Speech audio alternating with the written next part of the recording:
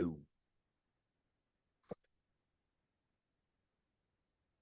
So playing, in the church multi-purpose room was something else.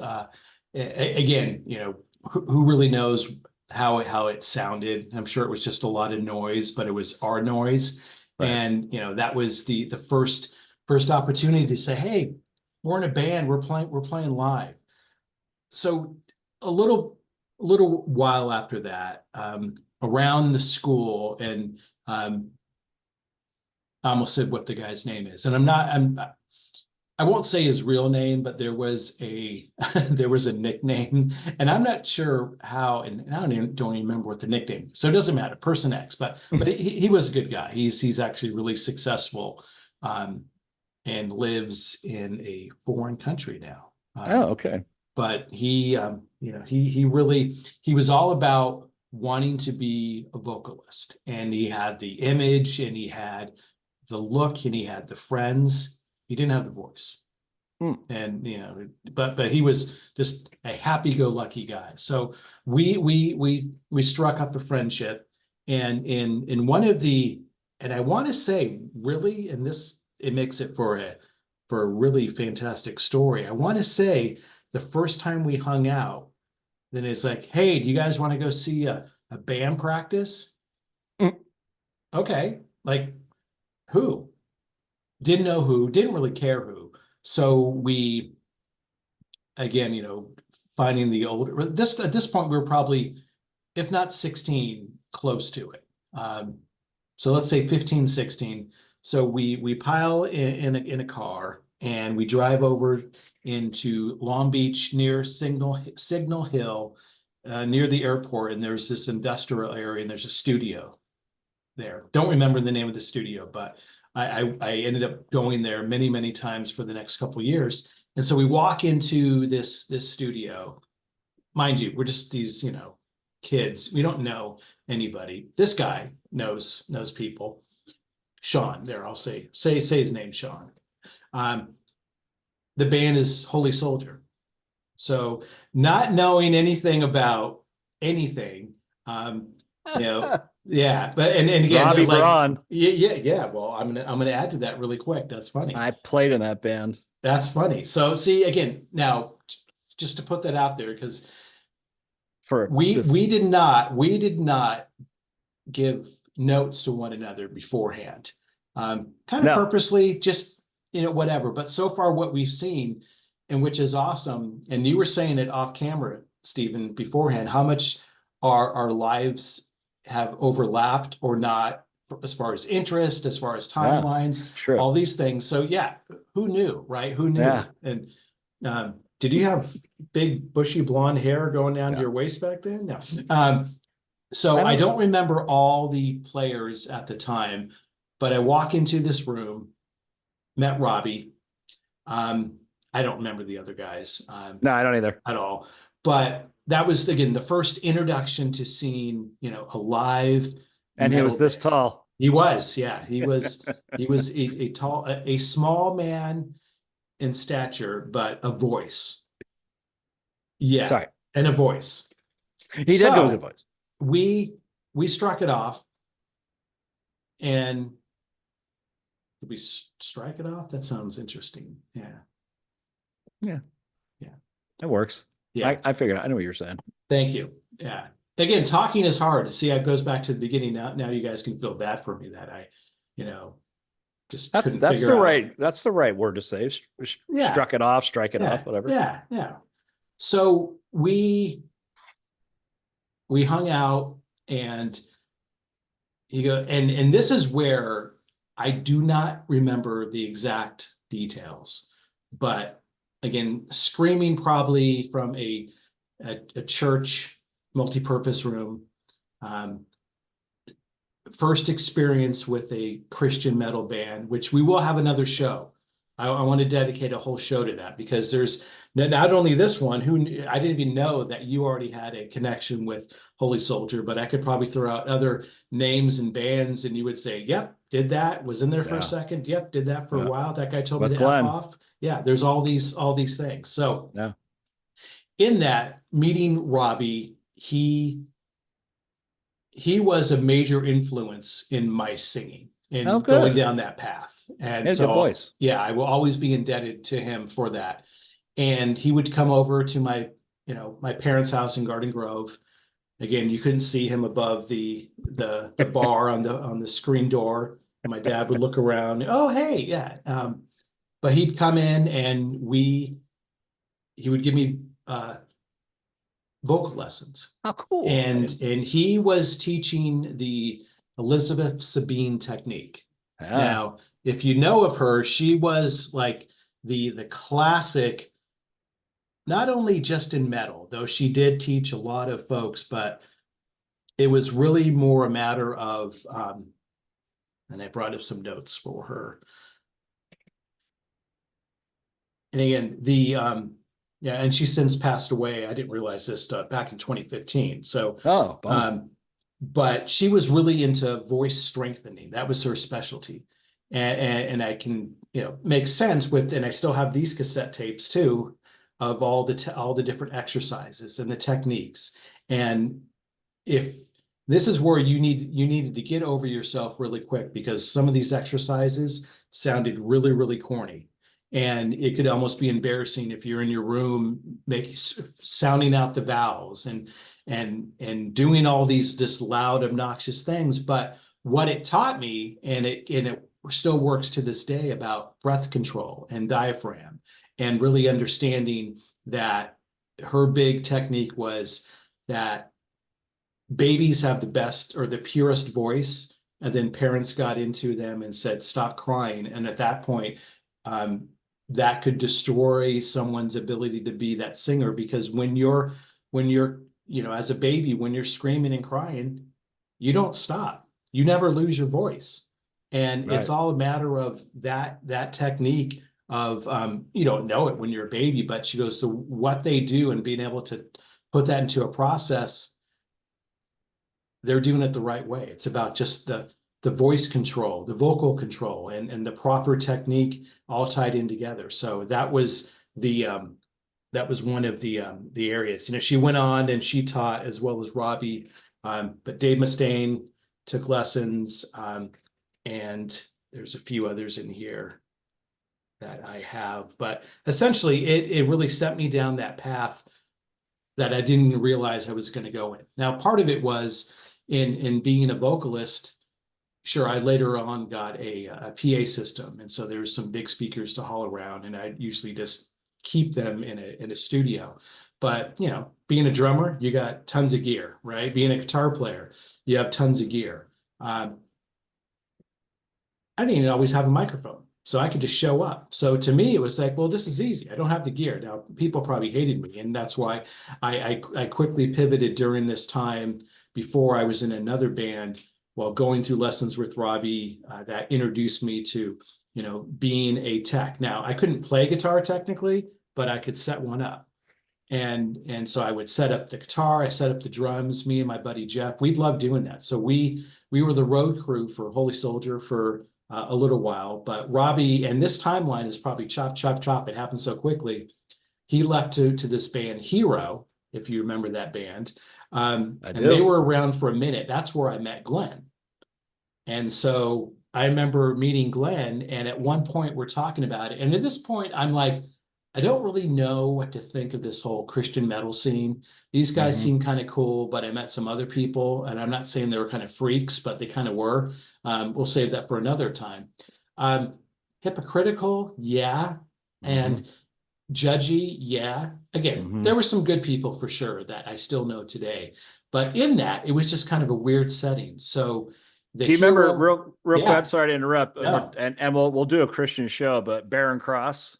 Yeah. So yes, me as part of the crew did a show. There was out in Riverside, and I forget what it is, but there was some decent size Christian metal festivals, with Neon Cross, Barren Cross, Striper. Yeah, Striper played with them. There was a time that they probably did. That's when they were. This would have been 86, 87. So they were already kind of going up. They were probably Striper surpassed all of them. Yeah, Universal Amphitheater size at that point. The the drummer of Hero, Peter, I still talk to him today. He lives in Orange County now, but he was the tech for the drummer of Stryper, Bob, right? Bobby, was that it? Robert Sweet. Yeah, well, Robert Sweet, and then there was the drummer. Michael. Oh, wait, yeah, it was Robert. Michael's the guitar player. Michael's guitar player and singer, and it was Robert Sweet, the drummer. Yeah, Bobby's the drummer. Yeah. So, we got together, we knew one another. I know a few times we ended up going to I guess it was the Stryper house, as they called it. Yeah. I remember. So that was just, this weird era in my life where I was getting way more into music. I was interested in actually wanting to sing. I've mentioned before, but I'll say it again now. My favorite vocalist of all time, Jeff Tate, Jeff Scott Soto, and John Bush, and it just kind of came together. There was something that just, clearly for Jeff Tate, but all those guys I just love, just that sound kind of blended. And I don't know if I modeled myself after that or not. Certainly there was influence, and you kind of, drive down that path, but all during that era, which seemed like a whirlwind in mid to the latter years of high school, being, and transitioning from playing sports all the time to saying, you know what, I didn't play anything my senior year. I was done. I dropped all my football weight. I grew my hair out. I was like a whole new kid. And during that time of working with bands, Glenn went from, and this is kind of funny because it's still true to this day without divulging too much, went from Hero to Deliverance to Steel Vengeance. And Steel Vengeance was a band that had some, I'll call it moderate success in France. At least they were on Black Dragon Records. They were out of Ypsilanti, Michigan. But their guitarist drove across country in a yellow school bus that had little, I think, blocks painted black here and there. That was his house and the tour bus. And he ended up in, of all places, Torrance, California. And I forget, again, this what sucks when you get older, all the details.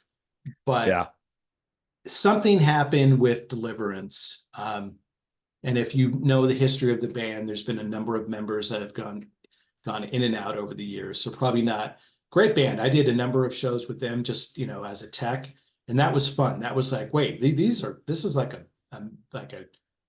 metal band, like a thrash metal band. It was fun to watch them. Kind of out of the blue, Glenn was going over to Steel Vengeance, and he goes, hey, I know you're working with Robbie. Why don't you come over and be the singer? Cool. Okay.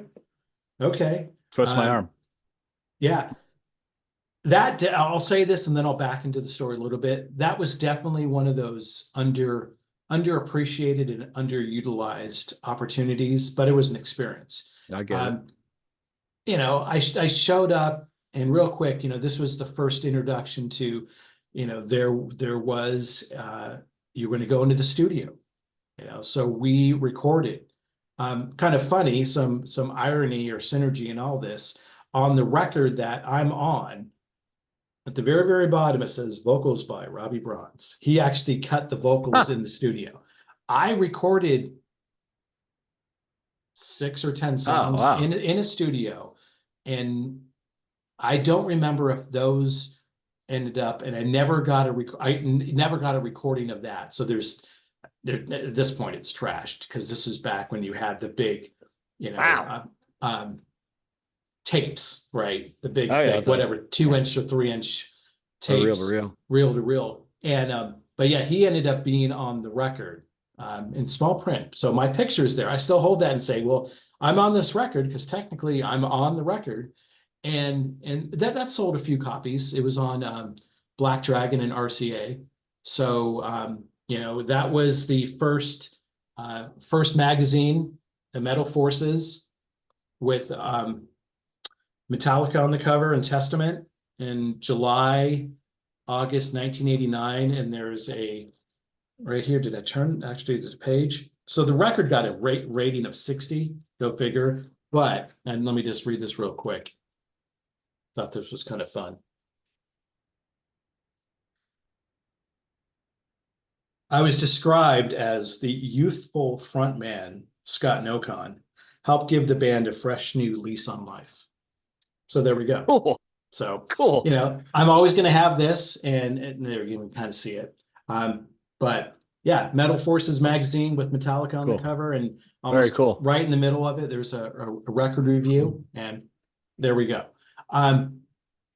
So in that time, that kind of gave me an idea of what being in a band was about, being in the neighborhood.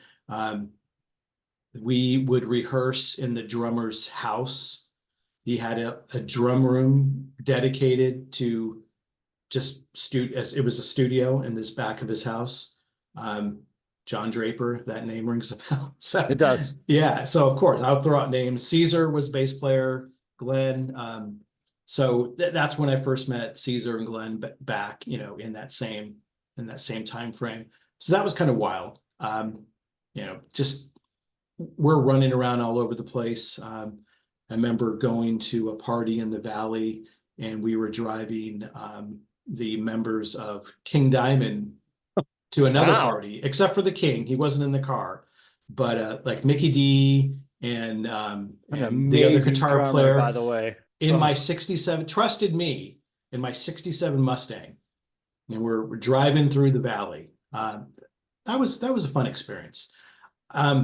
So in that point, it kind of gave me, like I said, I kind of underappreciated that whole opportunity. I don't think I got kicked out. Maybe I just left. I know that sounds silly, but for whatever reason, and it was for the right reason, I just kind of went my other way. And at that point, it kind of gave me a little bit more of a kind of a focus on, all right, let's get into something, you know, that I'm really into. The music was fine. I guess you could best describe it as kind of, you know, early Metallica UFO sounding. It was, you know, Saxon-ish. It was, I won't say basic metal, but it was kind of in that same era. You know, here we are in the mid, you know, late 80s, 87, 88, 89. So there we go. But meeting all those, that kind of shaped me from what I was doing. I'll kind of run through these next three bands because at this point it was more a matter of, all right, I was now known as the kid in the neighborhood that was in a metal band that was going to go on tour that had a record deal, you know, to whatever extent that it was all true. But as far as really capitalizing on any of that, who knows? But it brought me into another band with who at the time they were changing out members, and this was a 3-piece instrumental band called Gregorian Punks, Ponks. And so they played a lot of shows as a 3-piece instrumental band. Yep. And Pete, Dave, I never knew the original drummer, but a buddy of mine, James, became the new drummer. And then Pete was getting out of college, and he had a new kid, and he had to kind of just step away. So KP, Kevin, became the guitar player. So here we are now in a I'll call it a real band. Again, this is a cool thing, and you probably relate to this. If your parents allowed you to do it, the drummer had a stage in his garage, drum riser, but he could pull in and out. You know, it was on wheels, and we rehearsed there. So we didn't have to go to a studio, and the neighbors were cool. And we were probably, you know, practicing, playing, rehearsing, call it what you want, 2 or 3 times a week. And and the family took us in, and you know, we just walk in and we could just grab food and just hang out. And we were there hours on end throughout the week. And that was during the, you know, 88, 89, it was probably up until 92. So during that 4-year phase where we were a cross between as written by a writer in the LA Times. Sorry, I'll pick that up real quick. Bauhaus and Metallica.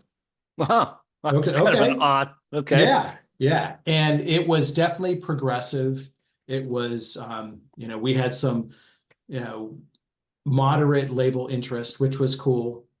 We did take it seriously. We at this point, it's like you look at it, if we're all going to invest this amount of time, we weren't overly fanatical, but we knew it's like, well, let's play good, music. Let's have good equipment. Let's have a cool image.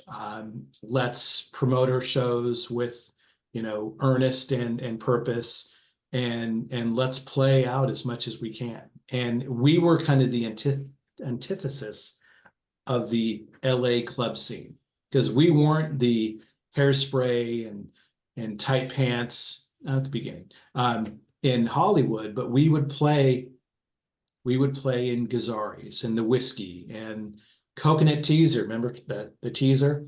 And we probably played with System of a Down and didn't even know it. Like right when never we first started. Never played Coconut Teaser, but everything else, yeah. Yes, and Troubadour.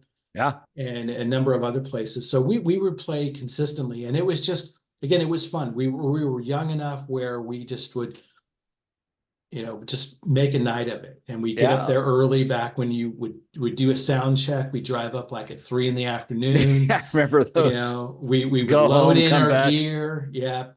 We stayed up there because we were coming from Orange County, so we weren't going to fight the traffic going back and forth. Just hang out, grab some food, and then we get ready for the show.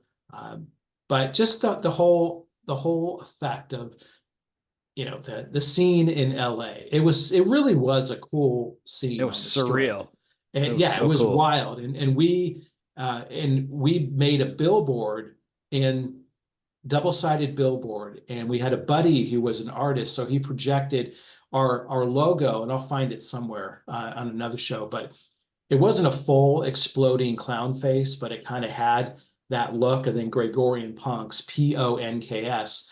And we printed our own shirts in James's garage. So we had all, 3 to 5 different colors of shirts, and we had stickers. And we're gonna have our shit together for this. So we had a billboard, a double-sided billboard in the bed of the truck. So we drive up and down Hollywood and Sunset Boulevard, and people would see it. I'm not saying we were the first one to do it, but we definitely had to be one of the first that actually went beyond just the flyers and had something that was unique and stood out. Hell yeah. Fucking cool. Yeah, people noticed us. And we played some good shows. We would wear different costumes. Spacesuits. We only did it twice, but we had ducting blowing up spacesuits. So we were out there. And one of our first show I ever did, there were still a lot of instrumental songs, but we did 2 covers, Straight Up by Paula Abdul and Desert Plains. All righty then. And Straight Up was definitely heavily influenced by Celtic Frost. So imagine taking those and kind of straight up, tell me, just merge those together. So cool. And that was a fantastic show. That was that I remember going out, and it was just wall to wall. And that's when people would just show up just to show up, right? Yeah. And it was fun. So we played a number of shows. We Quiet Riot, and after they went through everything, we played with them, which is kind of wild.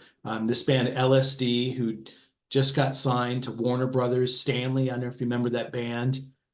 Look it up, but it was kind of heavy, but everybody thought he was a bum, and he would just wander around. So he looked just like a bum, a dirty bum out on the street. But then he was this incredible singer. It was just crazy. And again, there's a dime a dozen metal bands that came through during that time, but we got to do that. And I remember it was funny where we would play with Hollywood bands in Hollywood, and then we branched out and started playing at the Waters Club. I don't think it was Dancing Waters anymore. I think that's when it went into the Waters Club. But we played with some heavier bands. We opened for Oh shit, now I forget their name. Candlemass. That's right. Oh, And I remember guys in the crowd. There wasn't many girls at that show. Go back to Hollywood. It's like, wait a second, we're not from Hollywood, you know? So I remember yeah. just kind of like just smiling and just having fun with it. But yeah, you know, we were progressive, we were, you know, metal, a lot of time changes, just some offbeat stuff. I'll find like the record. I would love if those recordings could get modernized because I thought it was some pretty cool stuff. I got to find it and share it with you sometime. But that goes way back. So that lasted for a minute. You know, I think our pinnacle was we played a show at the Roxy, and that was a Friday night. On Monday morning, we had a call from RCA Records. Oh, cool. Oh, right And on. we're like, whoa. So I remember my buddy Dave, he had this little, I won't say the nickname for it, but he had a little white, like Toyota Corolla. You know, we all just dove into that car and he drove up the 405 north up You know to, what pops into my head is when you say that it's the Coke machine. I don't know why. yeah. Oh, So he's sorry. driving up in the breakdown lane Oh, next to the fast lane yeah. all the way. So like the asshole that is driving by you and you, Yeah. but he's It's like, kicking dust up. yeah, he's like, guys, we can't be late, you know? No. And Hey. so we got up there and, you know, I won't bury the lead. Nothing came of it, but just the idea that we got this call and he wanted to see us that day. And You I got the left my look. job at a pet store. I said, I gotta go, Yeah. you know, and you know, we drove up there and what was his name? The guppies will survive. Something Axelrod was his last name. I don't know. He could have gone on and signed like the biggest bands in the world. I don't want to say I Dave I got Axelrod. I got to look him up. But I Oh. remember he walked out because that was that show on that Friday night. We came out in the spacesuits. We brought him out one more time.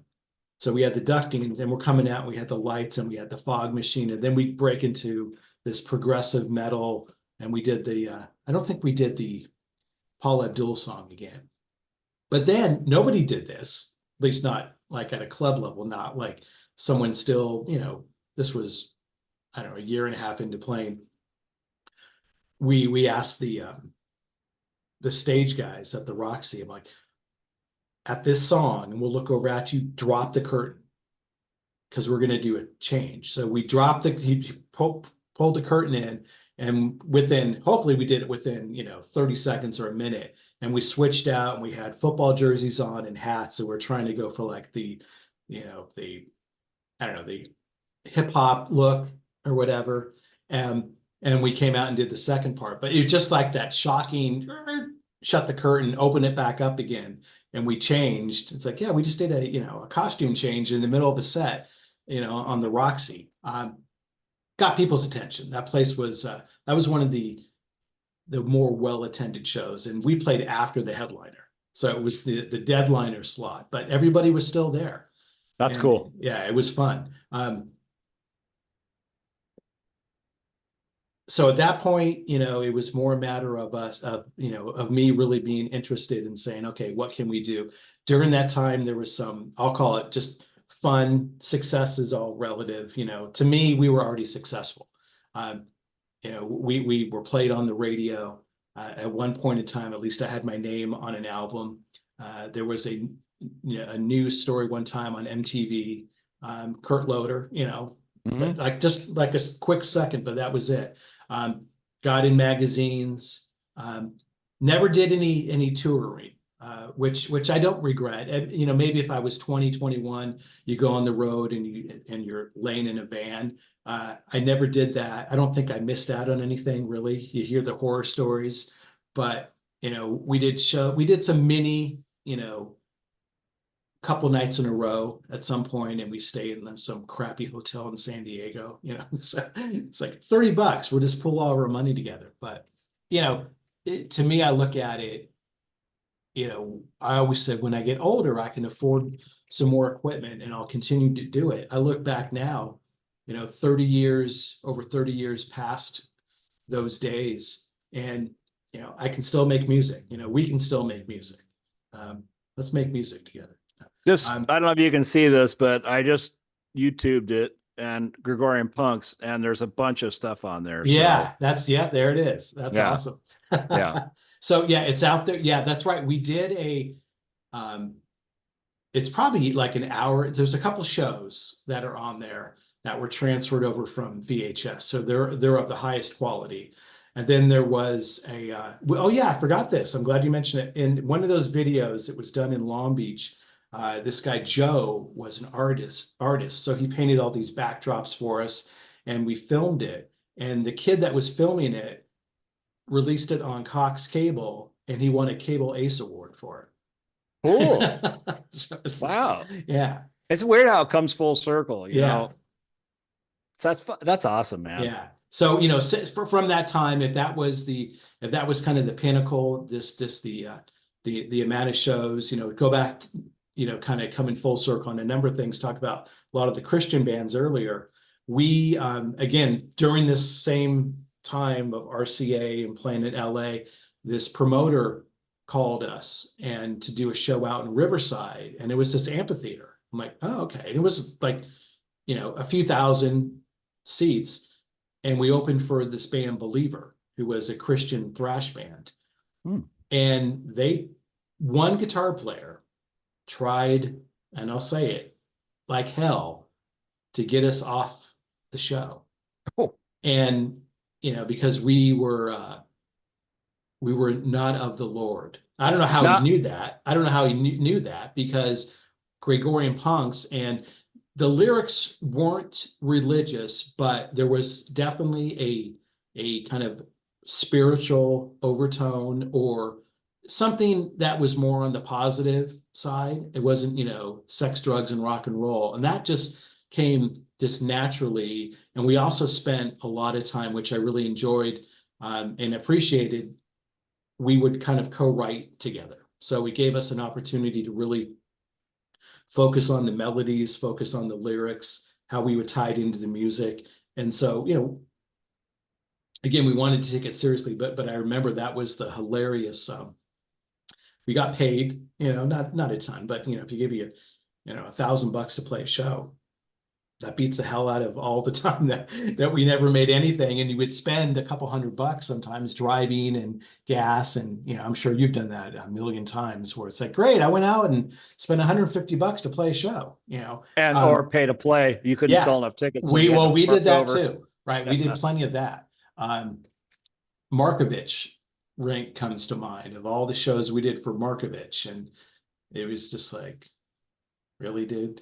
Well, I'm not a religious person, and I would never talk anything negative about religion or Christianity and all that. But to me, it seems not very Christian, like to be able to just go, oh, you can't play in our gig. It's like, aren't you supposed to love your neighbor no matter what? But oh, absolutely. Yeah. And again, it doesn't make any sense to me. No, it doesn't. I want to go into way more detail in a future show, because there's, I'm going to dig deep. There's probably some good stories. I'm sure you have them as well. But yeah, I've got a lot of stories. Yeah, the level of just hypocrisy and all that. So they tried to get us kicked off the bill, and it didn't work. And that was one of our most successful, if not most successful, shows selling merchandise. We had pink shirts and green shirts and white and black tank tops and in long sleeve and short sleeve. It was probably July, August out in Riverside. So, it was nice and, pleasant. Toasty.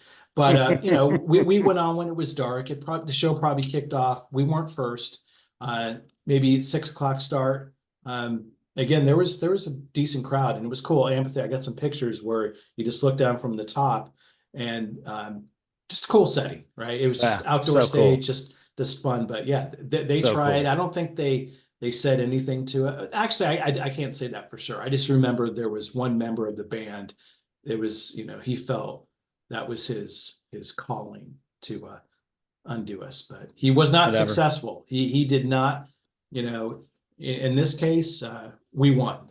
But, from that time, it just further just shaped the the belief around, life really is about experiences. Mhm. And I still look back at those days. I still, again, older tapes, listen to some of those songs, but it was, if anything, like I said, we can still record now. We can still make music now. So if anything, do we have a little bit more the ability to buy more equipment or different equipment, or have sometimes the benefit of time late in the evening just to be creative like this. So what was your tenure in that band? That probably was probably 5 or 6 years. Wow, pretty good. But it again, it was one of those, not speaking ill of anyone, but No. like most things, it ended because of a conflict. And the conflict was the guitar player started dating the drummer's sister, of which they're still married today. So like that really affected life. But and maybe there's more to it, but that kind of just splintered that whole thing right when we were could we have gotten a record deal from that somehow? Yeah, we were talking to this Japanese label, which was a strange story in itself. This lady, part of it was we had to change our name, because the name would be weird if it was converted to Japanese. But I'm thinking, but I see American bands in Japan, so that was weird. The contract was like this thick.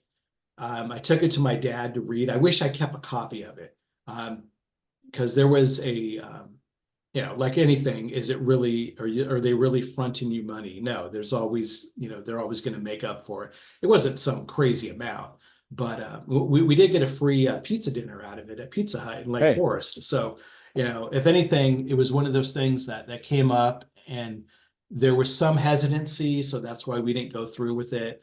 And I thought, hell, at the very least, let's just, don't sign something. And at that point, we're like 20, 21 years old. You're not overly thinking about stuff. But, if we would have gone to Japan, we would have played, at least a week or two of shows, and just the experience. And that didn't happen, and that's fine. But that ended, and then I kind of bounced around. And in that same time frame, that's when I met Bill Crawford. And then that was kind of a natural lend for the next 30 years that we've written music together.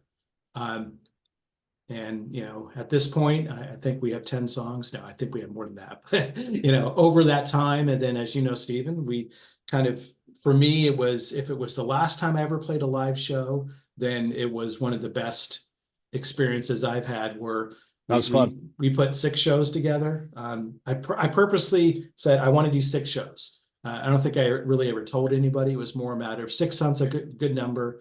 You can stretch them out over about a year, which I think is what we did. And we played it, and we pulled it together, and it was a matter of, can this still happen? Can we still produce music? Can we still have fun? And we checked the boxes and all that. Yeah. And would we fun. Yeah, would we do it again? I think so. But I think in that, if you guys, listen